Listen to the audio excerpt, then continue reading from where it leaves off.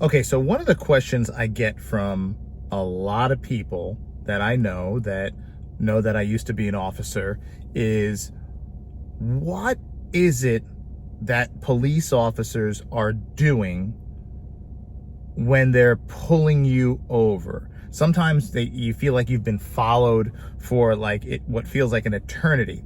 So for those of you who think it's like police officers playing a game, or they're trying to scare you, or they're trying to intimidate you, I'm going to tell you in this video why, when you're getting pulled over, certain things happen and why they shouldn't freak you out, and explain to you what happens when you get pulled over.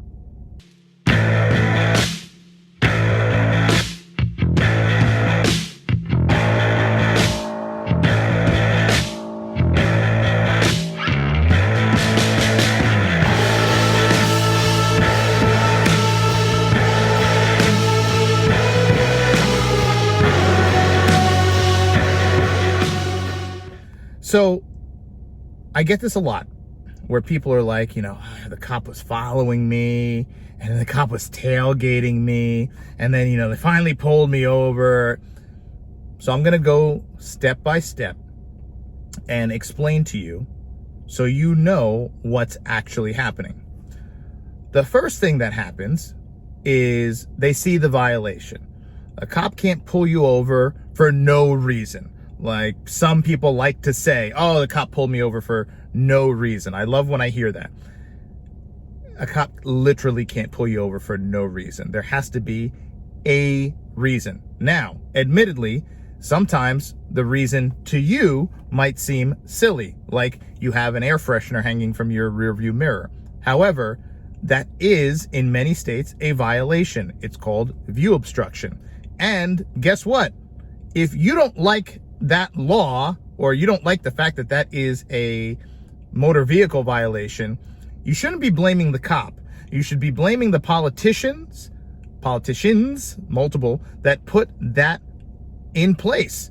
Because if the cops didn't make up the air freshener violation, that's a law on the books. They're just enforcing it. So remember, before you ever get mad at a cop for pulling you over for something that you think is stupid, ask yourself, who came up with the stupid law or the silly law that the cop is merely enforcing because it's his job? Now, you might say, well, he doesn't have to do that. Well, I would like you to go to work at your office and start picking things that you think are silly or useless, whatever, that your boss or your company, your organization requires you to do, and just stop doing those things. Stop doing those things because you don't quite think that they are important, and see what happens to you.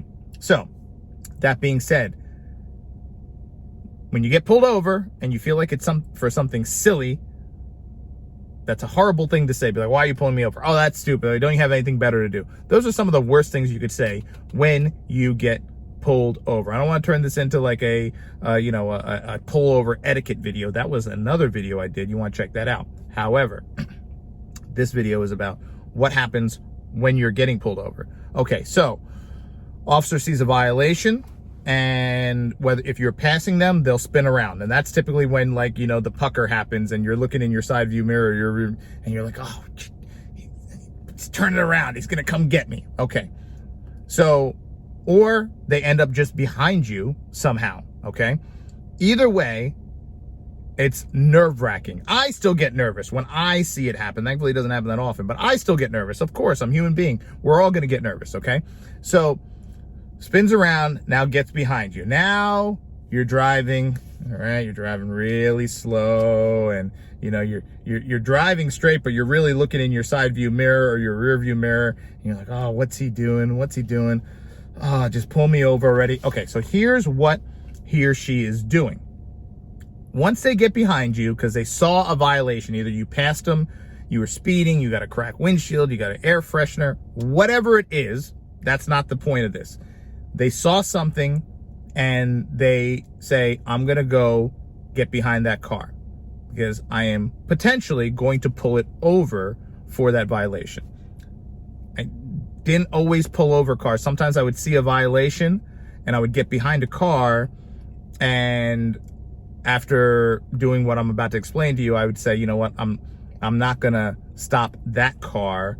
I'm gonna maybe look for a bigger violation or a more serious violation, which we all have the discretion to do. So I would get behind the car, and then I am going to get a distance from that car so I can read their license plate. Okay. Typically, if you have good eyes, you could be pretty far away, but you have to be able to read the plate. So some officers who maybe their vision isn't that great, they have to get closer to you. So in those instances where you feel like, why is this cop tailgating me? Oh, you're gonna pull me out. They're getting close to you to most likely read your tag clearly. Your license plate may be dirty. Your tag might have the paint coming off of it, so you can't quite see. You can't distinguish between what is that, a B or an 8. Sometimes it's hard to tell. So that's why in many instances they're coming close to your bumper. It's not to mess with you. It's not to tailgate you and screw with you. It's most likely just to read your plate. Some officers in some instances are going to get a little closer to see if they can see how many people are inside the car, which I'm going to get to later, but to have that knowledge. Okay, so now once they get behind you and once they see your plate, they have a computer in the car. And what they do is they type your license plate into a computer. Now that's the database. We all know that database exists. Cops have the computer. Anyone who's ever peeked in a police car, they see the computer and they see everything, and they know that, okay, there's a computer database that cops use to go ahead and, search people's plate. Okay, great. So now we're going to say, okay, so I'm in the car and I'm driving. I'm just gonna, kind of move a little bit here. And yes, by the way, you have to do this while you're driving. Okay, you have to do this while you're driving because you're driving. And unfortunately, there's no other way to do it is to type in this plate while you're driving. So you put in the plate and you're moving, and after that you get the feedback from the computer saying who is the registered owner of that car. The person driving the car may not be the registered owner. So if as I pass the vehicle, I see a young lady driving the car, clearly she looks like she's a teenager or something like that, and I run the plate and the plate comes back to a 55-year-old female, well then automatically I know that the girl driving that car is not the registered owner of that car. So I just kind of log it in my mind and recognize, okay, so this is not the person driving that car. Maybe this is her mom that came up as a registered owner, maybe grandma, who knows, but it's not her. So I need to now mentally note that, because now I have to realize that when I walk up to that car, I have no idea who that person is. Complete stranger, could have just murdered someone, could have just robbed a bank. I don't know, okay? And I don't even know her name. So if it does match, comes back to a 55-year-old woman, and the woman who, when I passed the car or when I got up close, I looked in the mirror and I saw what her face looks like, and it looks like she's kind of like in her 50s. I'm like, okay, more than likely the registered owner, which is what that's called, registered owner, that comes back on the plate, is the person operating the vehicle. So you have one of two scenarios there, that you have the registered owner operating or you don't have the registered owner operating. Okay, so I get that. Now what the computer will also tell me for that registered owner is if the registration is valid in some states, if the insurance is valid, and if the driver, registered owner, they as a driver have any points on their license. Okay, once again, something that you want to see, because you get behind someone because they were speeding or doing something stupid, and you look and they have no points, and you say, oh, it wasn't that bad, no big deal, I'm gonna let it go, I'm not gonna pull them over. Or you might see that they have 15 points on their license from driving like an idiot, and you just saw them driving like an idiot again. So now you're saying, you know what, this guy's getting pulled over. This guy clearly has a record of driving foolishly, 15 points, I'm gonna pull this person over. So you get that information from the computer in the car. If it matches the driver, you're comfortable. You kind of know who you're dealing with. If it doesn't match the driver, you're lost. You kind of really don't know who you're about to pull over. And sometimes the registered owner comes back to a 40-something-year-old man, and there's like an 18-year-old girl driving the car. So sometimes it's glaringly obvious that it's not. Okay, so now you're in one of those two scenarios. You know who the driver is, or you don't know who the driver is, and you have an idea of the information of the registered owner, whether they're driving the vehicle or not. The next thing you want to do is you want to get to a point where it's going to be safe to pull that car over. Now, I personally like to wait until I was approaching a turn off the roadway, if possible. And I would hope that when I activated the lights, the person would pull off the road in that thing that was about 100 yards up. 99% of the time, people just pulled over to the shoulder of the road, and that's what happens. If you're, of course, you're on the interstate, you have nowhere else to pull over. A lot of cars I stopped on the highway and the interstate, they had nowhere else to pull over. If there was something ahead that I was trying to get them to pull over into, I would sometimes get on the PA and say, pull into the Applebee's up ahead, pull into the parking lot. That way, it's one less thing I have to worry about, because I'm already worried because I don't know who I'm pulling over. But the other thing I'm worried about is getting run over by someone texting and driving, or drunk and driving, and I don't want to worry about that. That's more of a threat. That's more of a probability than the person I just pulled over shooting and killing me, let's face it. So I was always more worried about the traffic more so than the person I was pulling over at that moment. So I would try to get them to go off the roadway. Now, before you hit the lights and before you pull that car over, it feels like an eternity that cop is behind you. So you got to remember, once he gets behind you, he's running your plate to make sure, to find out information of the registered owner of the car. Maybe it's you. And now he's gauging a good spot to stop you.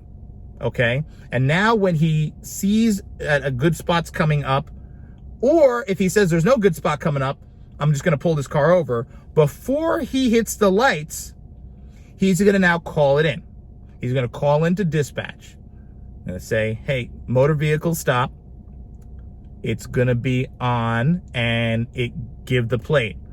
Alpha Bravo Charlie 12 Juliet. If your plate is ABC 12J. So you would call out the plate. Going to be on a motor vehicle stop. Alpha Bravo Charlie 12 Juliet. It's going to be State Highway 14 and the Applebee's. State Highway 16 and 33rd Street. Whatever it may be, they're going to give an area that's probably just a little bit ahead of where they actually are, because they're going to anticipate that's where you're going to ultimately stop once they activate the lights. We don't activate the lights until we call that license plate in, because if we activate the lights and you just immediately pull over and start shooting us, dispatch doesn't know what car we just pulled over. They don't know the license plate, and they don't know where we're at.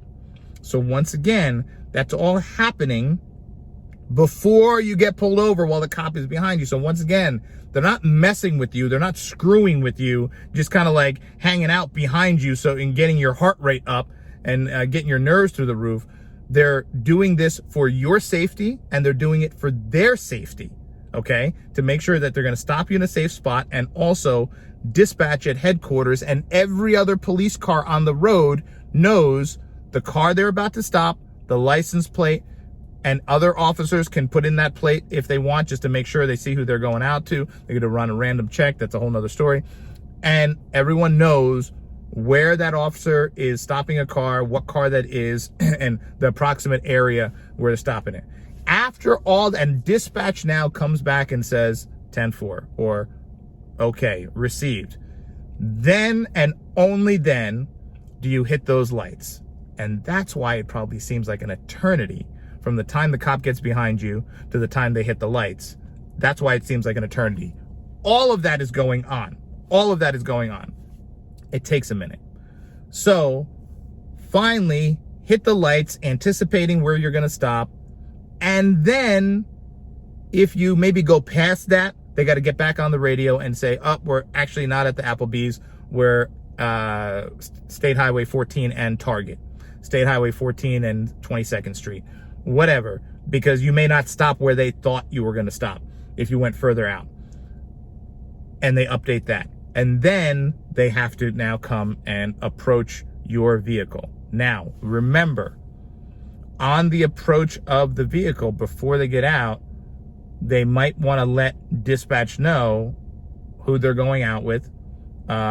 Looks like a young female driver, looks like a young male, whatever it might be. That will let dispatch know that if you're not going out with a registered owner, they know that you're out with a stranger, that they, at dispatch, don't know who it is. So if the dispatch, of course, when you put in the plate, and you call out the plate, they run the plate too, and they get the information back. If the license is suspended, the registration is suspended, if the insurance is suspended, they will let that officer know before they get out of the car and approach your vehicle. All of this has to happen before those lights ever get clicked. And you see those lights, those red and blue lights go on behind you. Got to remember that. So there's a lot, and this is very much important for the officer's safety, but also your safety as well. Now, if an officer ever tells you to pull off the road, because they're ultimately going to keep you safer too, and pull into a parking lot and just immediately stop. Don't start weaving through the parking lot looking for a parking spot or anything like that. You just pull off the main road and stop in a safe area where other cars aren't flying by you. It's going to be safer for you. It's going to be safer for the officer. And the one thing you never want to do is sit there and say, oh, why you pulling me over? That's so. Do the basics. And I went over this in the other video, but you keep your hands on the wheels. If you have dark tinted windows, put your windows down. Put all 4 of your windows down and just sit there still. Don't be like rummaging around for stuff, opening the glove box.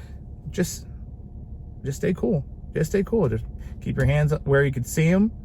And officer comes up, you don't need to reach to put your window down because the window's already down. All your windows are already down. They give a look in the car and then keep your hands where you can see them, and that's it.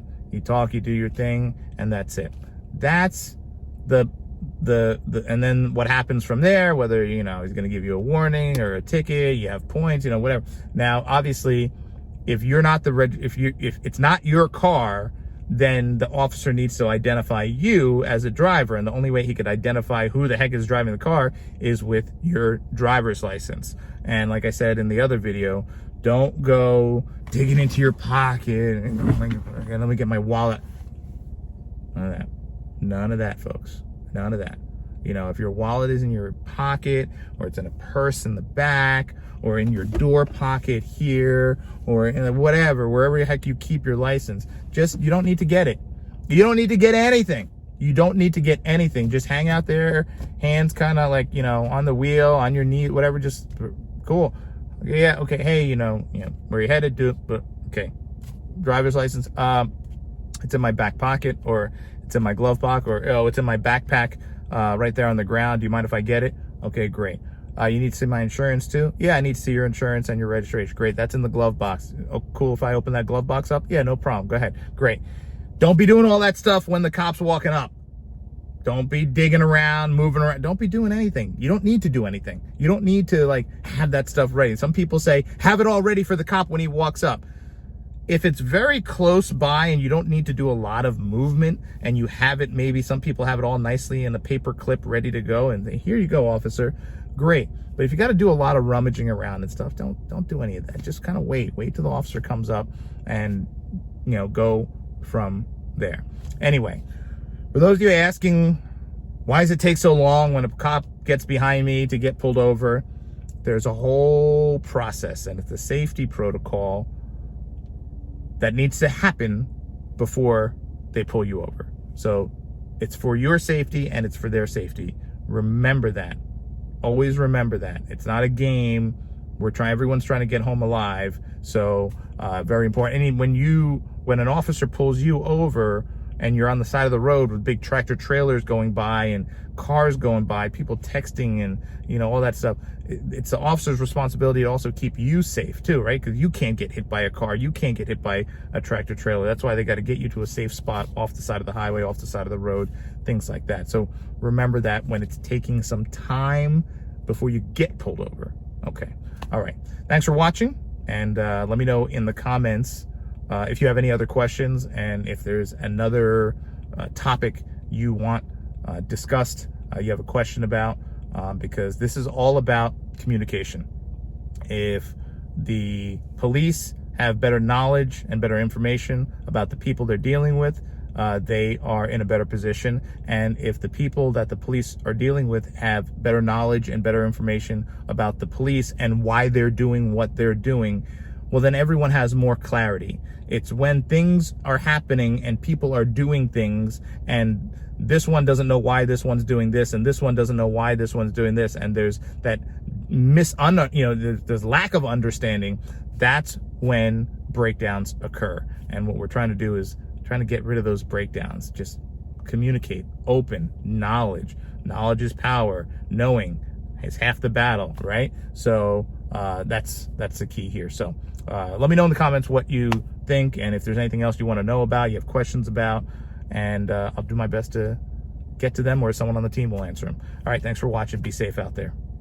And don't forget, if you enjoy this content and you enjoy what you see on the channel, whether we're talking about stuff going on in our world today, or I'm doing product and gear reviews, or informational videos like this, make sure you subscribe to the channel.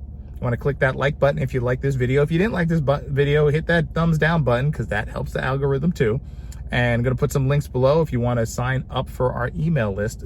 All this kind of stuff is on our email list. It's not a spam email list where we're just sending you garbage 10 times a day. It's going to be valuable content, valuable information that comes to you via email direct to you that we don't put out anywhere else. So you'll get notifications about product launches and new product development, where we might maybe need someone to test and develop something. And we're also maybe looking to have some feedback from you. So we will email out about things like that. So it's a nice exclusive email list that is not garbage. It's an email list that you're on, and when you get an email from us, you actually want to open it because you're wondering what is in it, and that's what you want. You know it's not garbage. So I'll put the link below for that as well. Subscribe, like, share, all that fun stuff. And if you like what you see here, check out some of the other videos on the channel.